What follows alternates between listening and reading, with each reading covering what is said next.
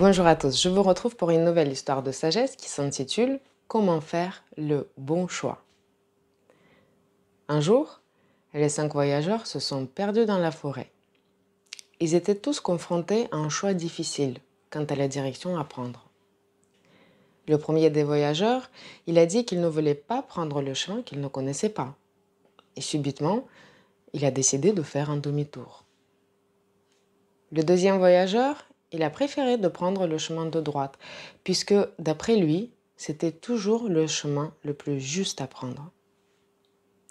Le troisième n'a pas voulu aller avec les deux premiers et il s'est dit qu'il allait prendre le chemin de gauche. Après tout, pourquoi pas? Le quatrième, quant à lui, c'était un vrai aventurier. Il n'aimait pas l'hésitation et il s'est dit qu'il allait foncer tout droit, tout simplement. Et il est allé de l'avant. Le cinquième voyageur, lui, il avait des doutes. Et après une courte réflexion, il a dit « Les amis, attendez, je pense que je sais comment trouver le meilleur chemin. Il faut prendre de la hauteur et comme ça, on verra tout le paysage et on pourra choisir le meilleur des chemins. » Mais il était déjà trop tard. Tous ses amis sont déjà partis en prenant chacun leur chemin. Alors ce cinquième voyageur, il a grimpé l'arbre le plus haut de la forêt et en effet, il a pu repérer le chemin le plus court et le plus facile pour sortir de la forêt. Alors d'une certaine façon, on pourrait appeler ce cinquième voyageur le sage. Il ne s'est pas précipité face à un problème, il a su s'élever au-dessus de ce problème et regarder le tableau dans son ensemble. Et en effet, ça l'a amené à la sortie de la forêt. Est-ce lui qui a fait le choix le plus juste? Pas tout à fait. Après tout, l'histoire n'est pas encore terminée.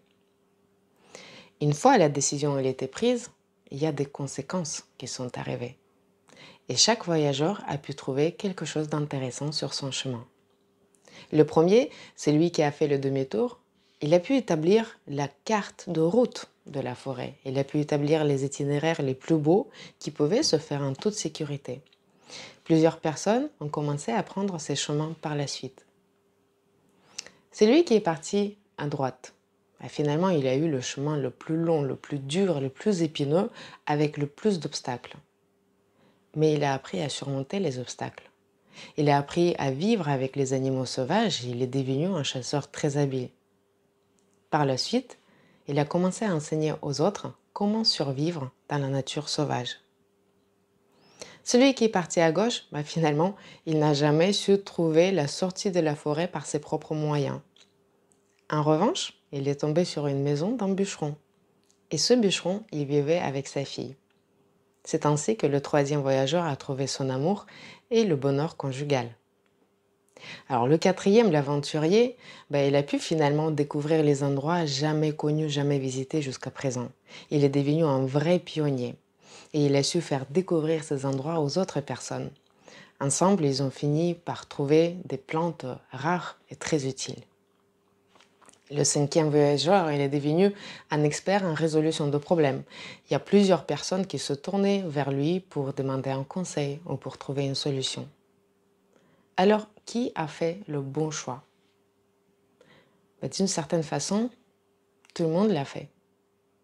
Et chaque choix que nous faisons, c'est le bon choix, puisqu'il nous amène toujours quelque chose d'utile.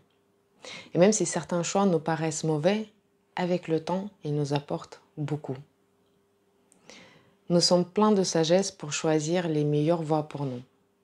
Mais il faut tout autant de sagesse pour laisser les autres prendre leur chemin et apprendre à respecter leur choix. Le plus important dans cette histoire, c'est de ne jamais oublier de regarder au-delà de la ligne d'arrivée, puisqu'il y a toujours une suite au bout du chemin. Je vous remercie, à très bientôt, au revoir.